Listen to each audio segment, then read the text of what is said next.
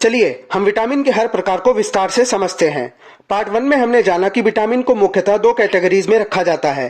पहला fat soluble vitamin जो fat में घुल जाता है और दूसरा वाटर सॉल्युबल विटामिन जो जल में घुल जाता है। फैट सॉल्युबल विटामिन शरीर के फैट में स्टोर हो जाता है और आवश्यकता पड़ने पर इस्तेमाल किया जा सकता है, जबकि वाटर सॉल्युबल विटामिन स्टोर नहीं होता, ये टॉयलेट के साथ बाहर निकल जाता है। फिर हमने देखा विटामिन का विस्तार और जाने vitamin A, vitamin B, vitamin C, vitamin D, vitamin E और विटामिन के रासायनिक नाम। साथ ही विटामिन वी समूह के 8 विटामिन के रासायनिक नाम भी इस प्रकार जाने। फिर एक टेबल की मदद से vitamin A, vitamin B complex, vitamin C, vitamin D, vitamin E और विटामिन के की कमी से होने वाले रोगों को भी जाना। अब हम विटामिन के प्रकार को एक एक करके अच्छे से समझते हैं। विटामिन ए, इसे रेटिनॉल कहा जाता है। विटामिन ए हमारी आईसाइट मतलब देखने की शक्ति, इम्यूनिटी मतलब रोग से लड़ने की क्षमता और रिप्रोडक्टिव सिस्टम मतलब प्रजनन प्रणाली को स्वस्थ बनाता है। ये हमारे मसल टिश्यूज और स्किन को भी स्वस्थ रखता है। विटामिन ए चिकन, मटन, मछली की कलेजी, अंडे, मछली, पनीर, दूध, दही से भी प्राप्त होता है। विटामिन ए को बीटा कैरोटीन के स्रोतों से भी प्राप्त किया जा सकता है, क्योंकि हमारा शरीर बीटा कैरोटीन को रेटिनॉल में बदलने की क्षमता रखता है। बीटा कैरोटीन हमें पीली, हरी व लाल पत्तियों की सब्जी तथा पीले फलों से मिलता है, जैसे पालक, गाजर, लाल मिर्च, शकरकंद, आम, पपीता आदि। विटामिन ए की कमी से रतौंधी, जीरोथैल्मिया, अंधापन, लेस इम्यूनिटी और श्वसन प्रणाली में संक्रमण जैसे रोग हो सकते हैं। विटामिन बी, ये विटामिन का सबसे विस्तृत प्रकार है। ये 8 विटामिन का समूह होता है। विटामिन बी नर्व सेल को स्वस्थ बनाता है, शरीर में रेड ब्लड सेल बनाता है और फैट तथा कार्बोहाइड्रेट को ऊर्जा एनर्जी में बदलता है। विटामिन बी डीएनए प्रतिकृति में भी लाभदायक होता है, मतलब ये शरीर में नए डीएनए को बनाने में सहायता करता है। विटामिन बी समूह के 8 विटामिन इस प्रकार हैं, इन्हें एक एक करके समझते हैं। पहला विटामिन बी1, इसे थायमीन कहते हैं। थायमीन हमें सब्जी, दालें, बादाम, कई तरह के फल, मीट, मछली, अंडा, दूध आदि से मिलता है। विटामिन बी1 की कमी से बेरी, पैरों में सूजन, शरीर पर चकत्ते, याददाश्त में कमी तथा मानसिक भ्रम जैसे रोग हो सकते हैं। विटामिन बी2, इसे राइबोफ्लोविन कहते हैं। राइबोफ्लोविन हमें अंडा, हरी मटर, पत्तेदार सब्जी, गेहूं से मिलता है। विटामिन बी2 की कमी से किलोसिस, ग्लोसाइटिस, त्वचा का फटना, हृदय रोग और तंत्रिका संबंधी रोग हो सकते हैं। विटामिन बी3, इसे पेंटोथेनिक एसिड कहते हैं।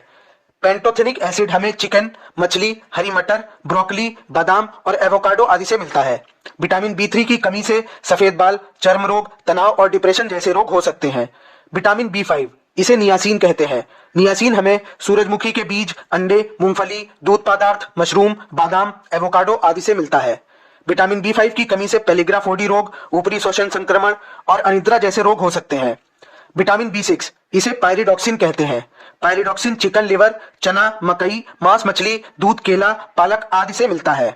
विटामिन बी6 की कमी से एनीमिया, किडनी स्टोन, चर्म रोग, रेड ब्लड सेल में और आयरन में कमी जैसे रोग हो सकते हैं।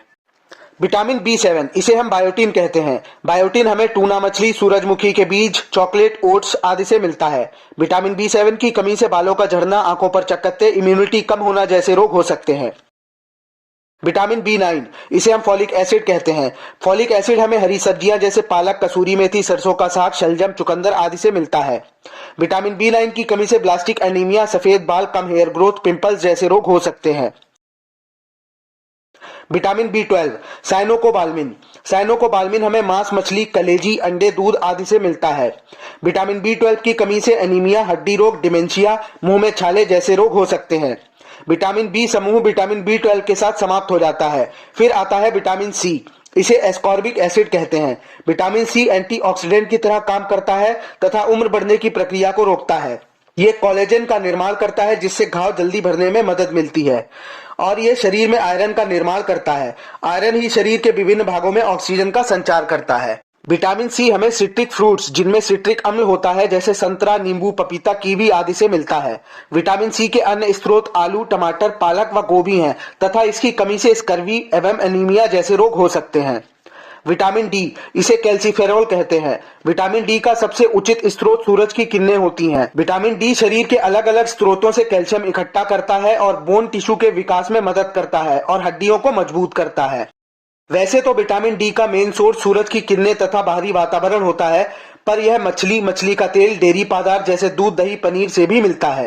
विटामिन डी की कमी से बच्चों में रिकेट्स और बड़ों में ऑस्टियोपोरोसिस या ऑस्टियोमलेशिया जैसे रोग हो सकते हैं।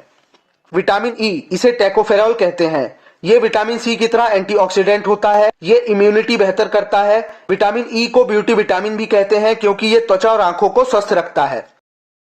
विटामिन ई हमें सूरजमुखी का तेल, बादाम, पालक, एवोकाडो, ब्रोकोली आदि से मिलता है तथा विटामिन ई की कमी से नपुंसकता, बांझपन तथा आरबीसी में कमी जैसे रोग हो सकते हैं।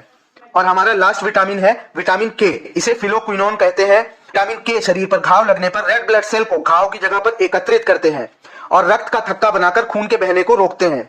विटामिन के हमें हरी व पत्तीदार सब्जियों से जैसे पालक, गोभी, ब्रोकोली, कीवी आदि से मिलता है। विटामिन के की कमी से रक्त का थक्का ना जमना, इंटरनल ब्लीडिंग जैसे रोग हो सकते हैं।